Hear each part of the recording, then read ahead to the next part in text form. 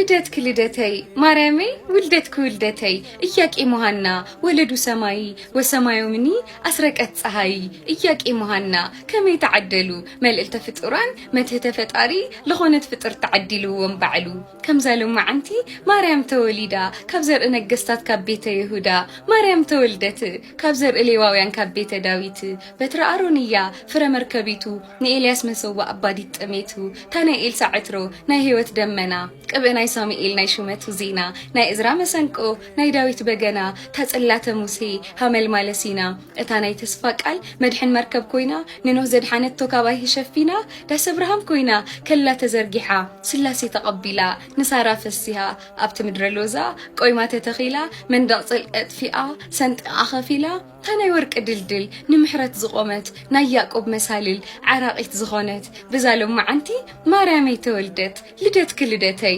ማርያመይ ውልደትክ ውልደተይ ከመይ ልበለዩ ናይ ሃና ትዕድልቲ ኣቕሪባ ምሕፀንታ በቐትሪ ብለይቲ መኻነይ ትኾንን ኣነ ለኹልኪሉ ንብዓታ ኸመባ ኣምላኽ ተቐቢሉ ሃምዛሎም ማዓንቲ ብዛዕለት ዚኣ ሰማይ ልወለደት ተቀደሰ ገዝአ ሃመይ ተሰምዖ ኢያቄም አቡኪ ተፈለጠ ደኹም ማርያም ተአብእም ኩሉ ፍጥረትሃም ልበሃለልኪ ክፋል ናይ ብራኹ እተ ህፃን ሕንጠይ ኣብ ቅድሚ ዝዓይኑ ቆልሕል ሕንቲ ትብል ተፈለጠ ደኹን ጸጋ ናይ ማርያመይ ካብ ፍጥረታት ኩሉ ልዕል ከም እትብል ልደትክ ልደተይ ማርያመይ ውልደትክ ውልደተይ